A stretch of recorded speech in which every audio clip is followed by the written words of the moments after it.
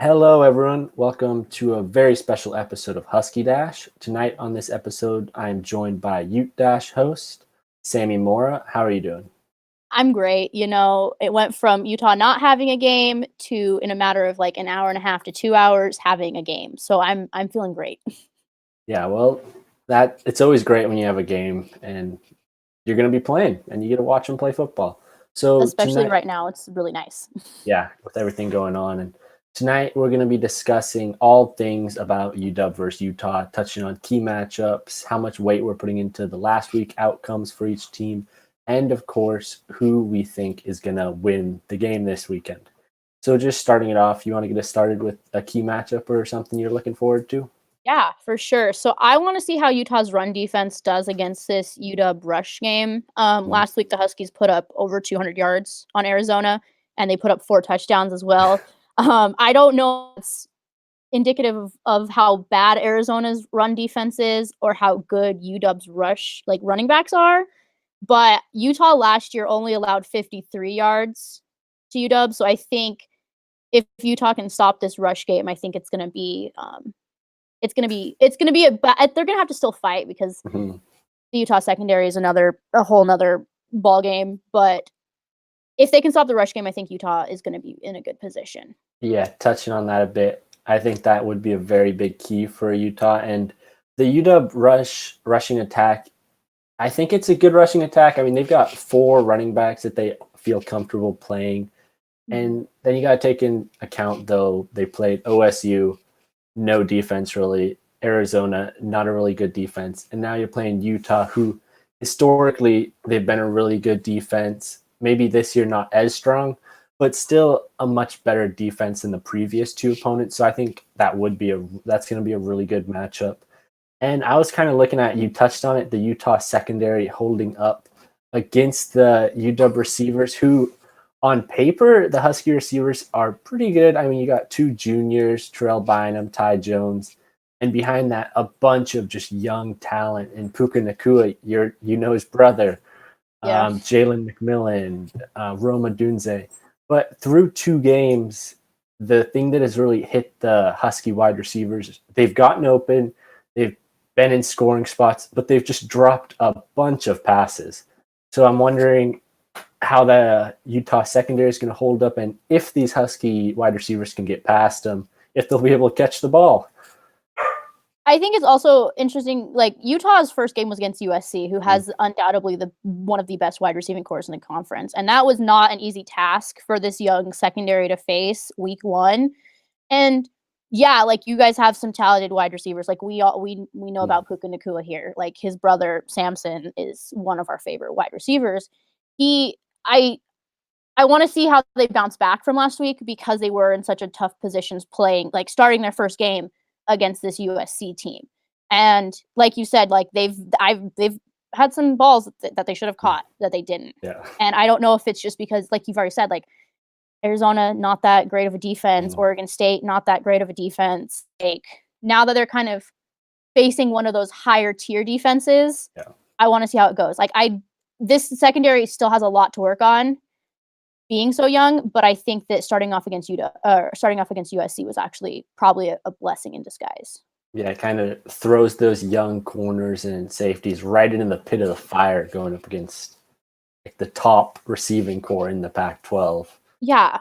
And I talked Mm. about it last week is like Utah when they were playing a zone defense, Utah's secondary looked really good. Like the secondary was like on their man, they were doing the stuff they needed to do, but as soon as I switched to that man coverage is when stuff started going south. Like Mhm. they were losing receivers on simple cross routes. It was just not a good look for this Utah secondary.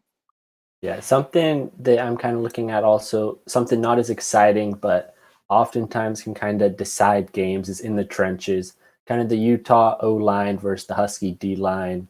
With the Husky D line, on paper, you look at them, they might not be the best. As they actually are missing two of their starters in Leitu and Tuli Latuli Gasanoa. But the replacement for Leitu through two games has 4 sacks. So he's clearly holding his own. Both games he's had 2 sacks. And Utah's O line, I mean, they played solid, I think, against USC. Room for improvement. especially helping the Utah run game get open, which in recent years has been great with Zach Moss, who's now of course gone. But I think if the Huskies can stop the run and kind of get off the line of scrimmage, then it'll be hard for Utah to win, especially having to be forced to pass, possibly against quite possibly UW's best strength in the secondary. Yeah, and I think last week was rough for the Utah offensive line is what I'll say. Like they were playing quite a few true freshmen and some sophomores that have seen experience, but they haven't been in that like starting role. Hopefully things are looking a little bit different this week. We just because the first 2 games were canceled because of COVID. We still don't know who was out and who had it. And I think that hopefully everyone will be back and like in a better position this week. But I wouldn't be surprised if this Utah offensive line looks different if they mix up the rotations and stuff. Like we have guys like someone like Nick Ford can play almost everywhere on the offensive line. There's some places where he thrives a little bit more, but the Utah offensive line, they have a good chunk of guys. They have a good crew. It's just that they need the experience. And at this point, I think a lot of Utah fans are talking about how like this is a season about gaining experience because it hasn't been like literally anything we expected. And if Utah can open up this rush game, Utah has 4 really good running backs who are going to be able to get stuff done because all 4 of them are very different rushers. Like Ty Jordan, our true freshman, had a great game last week against USC. When nothing seemed to be going for this like Utah offense, Ty Jordan was the little bright spot we had. And you have Jordan Wilmore, you have Devin Brumfield, you have Mekhi Bernard. Like all 4 of them are going to be able to do stuff, and they all run differently. And I think if they can bust open the run game, I think that it might make it a little bit easier on the pass game for Utah. Yeah, I think the winner of this Utah UW game is probably going to be decided by whoever has the more rushing yards or whoever has the better rushing attack, because both these teams are looking like they're going to rely on the run game, especially now Utah with the second string quarterback being thrown into starting, and UW with the young redshirt freshman quarterback. It's going to be a ground game, and whoever wins the battle in the trenches should, in theory, win the game. I will say that I have faith in Jake Bentley, who is taking over that starting job after Cam Rising got hurt last week, because Bentley played in the SEC. I'm not saying that that's everything, but he has big game experience. He knows how to play. I just think last week was kind of not a fluke, but it was just kind of a different thing. This kind of touches on like our second topic, but like preparing for a game versus preparing for a game are vastly different things. Like Bentley was prepared to be the number 2 guy. Yeah. He was still going through the reps and stuff, but he was going through the reps with the 2s. This week, he's been taking the reps with the 1s, so it probably is going to be different. And also, when you're thrown into a game at the last 9 times out of 10, it's not going to end like well. Yeah, I mean, it's tough being thrown in. You go in there, you think you're going to hold the clipboard, you're going to signal in some plays, and next thing you know, a couple drives in, you're expected to go out there and win the game against maybe the best team in the Pac-12. Yeah. Getting in, do you have any more matchups you want to look at, or? Not really. I think we kind of touched on all of them. I just want to see how the rush defense and the secondary rebounds. All right. Well, getting into it, you kind of touched on it. Do you think last week's your USC defeat is a good measure of this Utah team? It's not. So we all know Utah had their first 2 games canceled. So you don't really, they usually get like that warm-up game. Like I fully expected the Arizona game for Utah to be kind of like a little warm-up and like be able to fine-tune some stuff. Same with UCLA. Like Utah was blessed with a really good first 2 games. They had Arizona and then they had UCLA. 2 games that are very easy to win. And you can also fine-tune your stuff because Utah then has to go into a gauntlet of USC and then Arizona State. So that was not a good showing for this Utah team. Like I said, people were still not fully back from COVID. It was just kind of a mess. And like I said, Bentley wasn't preparing to play. Like I understand like you can't just say that he wasn't prepared because you always have to be ready to go in at any given notice when you're a football player and stuff like that. But you can't tell me that he was like, he probably wasn't like, I'm going to be in this game. I'm going to take reps against USC. He probably was not thinking that. He was probably like, yes, I'm going to stand here. I'm going to do my little signals and I'm going to have a good time standing on the sideline. So I don't think it was a good showing. This is a young team. We didn't know what to expect. We've heard like a lot of, because I don't know about how you guys were with your guys' practices, but we weren't allowed in. We just had to hear through word of mouth what was going on. There was so many holes that needed to be filled. There was so many question marks all over the place. So I personally don't think this is a good showing for this Utah team. But what's to be there's nothing you couldn't like. I don't know what else people could expect when you were starting your season against USC and you hadn't played 2 games before. Yeah, I agree with you there for Utah. I mean, it's very tough. I feel when you're a team that hasn't yet played and you're going up against a team that has already played 2 games in USC's case, especially USC being this great team, it's almost a unwinnable situation Utah was put into. You touched on it, warm-up games. Like every year, how do all these Pac-12 schools usually start their seasons? They usually start them against these Division II, these second-tier teams, just to kind of warm up before they get into the brunt of their schedule. I mean, like UW, they missed their first game, and then they were going up against OSU, who that's not that great of a team, but UW struggled against OSU. Luckily, UW didn't go up against USC for their first game, because I think USC might have done the same thing to UW as they did to Utah. Getting into kind of UW's game against Arizona, I think it's tough to say how good of a measure it really was, as Arizona's not the best school. But I think it kind of showed UW's potential. I mean, in that game, UW did everything right. They relied on their defense, which allowed only 6 total points in the time that their starters were out there. At the end, their second team allowed 3 touchdowns, which that was not very exciting, not very fun. But it's second-team guys going up against first-team guys. So, yeah, the starting defense for the Huskies played great, which is what you got to expect as a Husky fan and someone who watches them. The defense is going to show up, and then the run game showed up. And that's kind of what you want to see from the Huskies each week. Can they replicate it against a better team like Utah? That's going to be the question. I mean, it's one thing doing all these things against Arizona. It's another thing doing it against Utah, who's one of the top 6 schools, I guess, in the Pac-12 versus Arizona bottom 4. So it's tough to say. It's about replicating against top-tier schools, I feel. Yeah, I completely agree. And like you were talking about, like, good things that came out of each game. Like Utah had some good things that came out of this game. Like even though there was some bad moments, there were still some good things too. Like seeing Ty Jordan was a very welcome surprise to the Utes in this game. Like he was doing it all. Like they could dump it off to him and he was going for like 12 yards, I think was one of his catches.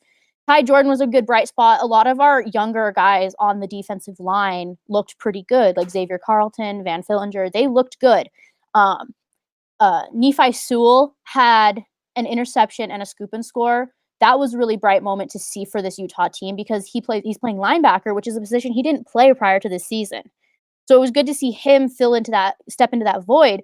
Devin Kafusi, our transfer from BYU, had the strip sack on Keaton Slovis that led to Sewell's touchdown. He was a bright spot on this team too. So I think while it was overall not a good measure for this Utah team, I think that you still saw bright spots. You saw some things that Utah fans could latch onto and be like, hey, this is going to be really good for down the line or in the future or next season or whatever. So yes and no is like, was it a good measure? Overall, it wasn't, but with like minor things, yes, it was.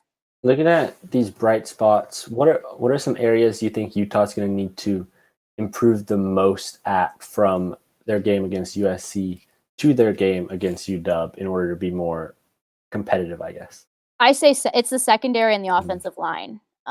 Those are the 2 biggest ones because you can't throw the ball to Brian Thompson or to Brant Kuithe if you don't have a pocket.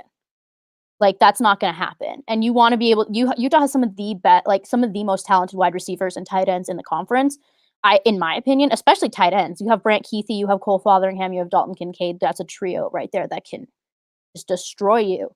And you can't throw it to them and get them actively involved in the you don't have a pocket to pass in. And you can't you have to have a good secondary because otherwise it's just going to be like every time your defense lets a touchdown in, your offense is going to have to go and respond, and time's going to run out. And if it's a shootout game and you end up being the team, you don't have the ball last, you're not in a good spot. And I think that the secondary is going to grow. Like, it is a very young and it is a very talented secondary, but we all know there's a jump from high school to college, just like there's a jump from college to the NFL. And these kids got thrown into the fire last week, especially the secondary, and even this offensive line playing against some good USC defensive linemen who are probably going to play in the NFL. Yeah, it's tough for these young guys, and with another game under them, you can only hope for improvement. Looking at it from UW's side, from week 1 to week 2, the Huskies saw improvement in these young guys, especially their quarterback. Week 1 against Oregon State, week 2, I guess, for the Pac-12, but week 1 for the Huskies against Oregon State, it was very conservative game plan for him, really just little 5-10 yard passes is all he did. And then you got to the second game against Arizona, and they opened the playbook up for him. And he was throwing these deep balls, which not many of them were completed, which I think that's going to be something that the Huskies will need to work on in order to beat more teams and be able to compete against top-ranked teams, is to complete these deep passes. There were probably 5 or 6 off the top of my head deep balls that Dylan Morris threw. And I believe he only completed maybe one of them. Most of them, he overthrew them, or they were dropped. There were 2 drops, both by the true freshman Jalen McMillan, which would have been 2 touchdowns quite possibly. So the Huskies are going to have to work on things just like every team has to work on things. Mm-hmm. And that's really going to be the focus, I feel, going into now week 4, I guess you could call it, against Utah, is going to be these the QB to wide receiver chemistry, getting on the same page. Because even on passes that were completed, like the opening drive, I believe it was, Dylan Morris completed a pass to Puka Nacua for a 65-yard touchdown. If you actually watch that play, Dylan Morris threw the ball behind him. So it was not that great of a pass, even though the play ended up being good. It was the wide receiver making up for the quarterback's error. So that's going to be something that UW will have to really work on in order to compete against the top 6 ranked Utah, I guess, in the Pac-12. Yeah, and Brian Thompson addressed that in media this week for Utah, is that since Utah, this was a quarterback battle for Utah, all of fall camp between Rising and Bentley. They did have Rising locked in as the starting quarterback by the second week of camp, but Brian talked about how the wide receiving core at Utah they tried to build chemistry with both quarterbacks because that was their thing, is that they wanted to be able to play with both of them and be on the same page. And yeah, there was moments where Bentley connected with people, but at the same time, I'm going to discount his second interception that he threw because it was like the last play of the game and he was just chucking it up to see if he could find anything. But his other interception, he threw into double coverage. I'm not saying that it's bad. It's bad to throw into double coverage, but I don't know if that was just him thinking that he could have his wide receiver beat these 2 USC defenders. But there was a very clear lack of chemistry between the wide receivers and Bentley on Saturday. Yeah. And I don't know if it was because they were expecting to play for Rising all day, but I think that it's going to change this week, and I think that there's going to be you're going to see more chemistry between the 2. Yeah, chemistry will only get better for Utah and for all teams as the season goes on. Mm-hmm. Chemistry, I feel, is kind of an underrated thing. It's very important for especially the wide receiver quarterback position, because all wide receivers have different speeds, different area that they like to catch the ball, and all quarterbacks actually throw a slightly different ball, really. It's different to catch depending on some throw it super hard on these close routes, some throw a little softer. So just the little differences do make a huge difference. And over time, these receivers will get more comfortable and the offense for these teams will flow much better. Exactly, and I think Bentley will be able to settle down a little bit because I think he was a little shaken. Even though he does have these SEC starts under his belt, he was shaken, being, like, Yeah. thrown into the fire. All right. Well, you ready to get on to our most exciting topic, I suppose? Yeah, let's do it. What everyone wants to know, who we think's going to win, how they're going to win, what the spread, what we think of that. So, what do you think? What's your early or late prediction, I guess? So, I like to break it down into, like, keys of the game. Okay. So, Utah has, like, 3 keys to win this game for me. First of all, they need to keep the ball safe. They turned over the ball 5 times last week. You're not gonna win a game if you turn the ball over 5 times. And, like, yes, some of those turnovers only led to USC field goals, which I'm very grateful for, and they weren't touchdowns. But at the same time, you can't win a game if you're turning the ball over 5 times. So that's like my biggest one is they need to keep the turnovers on like a negative. Not even though that's not possible, but like keep it like at 0 because they're not going to win. My second one is Huskies. yeah. Yeah, actually, yeah. Let's pick off Morris a couple times, maybe a couple strip sacks, and then we can win this one. But one of my other ones is you need to get Brant Keithy involved. It was so hard watching him like not get involved on Saturday against USC because he is the best player out there for Utah. I understand that a lot of teams are going to be double teaming him this year because of how good he was last year. Like USC was double teaming him a little bit. They still need to get him involved in some way because he is a big tight end who he can run routes really good. He can like truck dudes, like get him involved, get the ball in his hands, and Utah would be in a good position. And then my third like key that Utah needs to like get to win is they need to make big plays on defense. Utah is known for that. They had a couple last game, a scoop and score, an interception.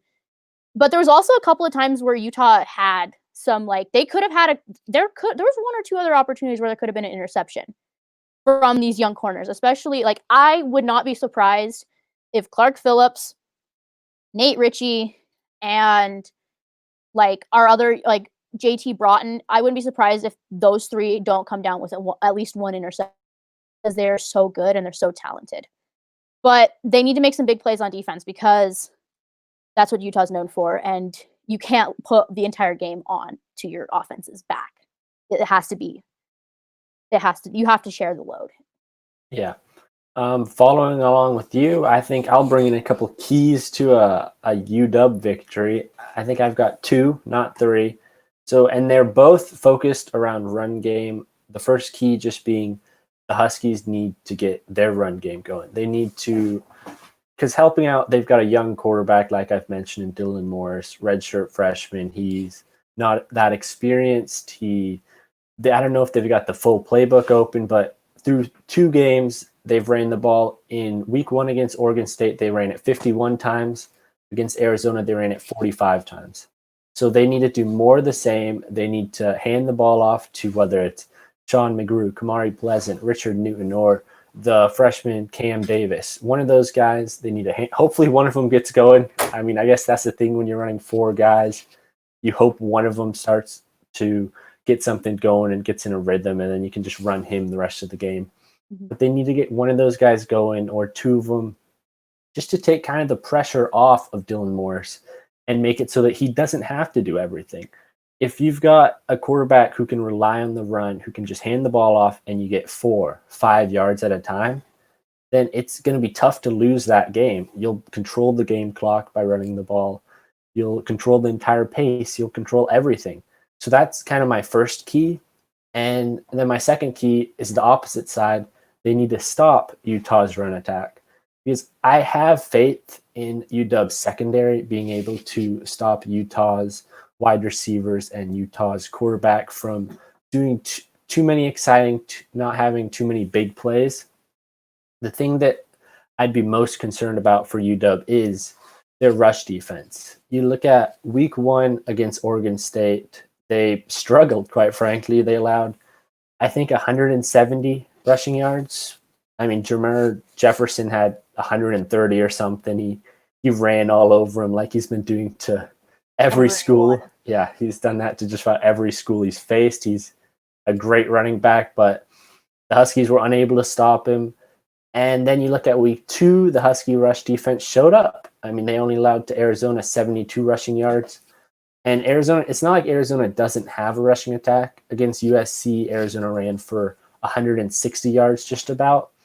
So the Husky defense clearly worked on that in practice. Like I said before, they were missing their big man in the middle, Tuli Gasanoa, who, again, they don't know about him because UW's very strict on their injury talk. Don't talk at all about it. I relate to that. Kyle Whittingham is the same way.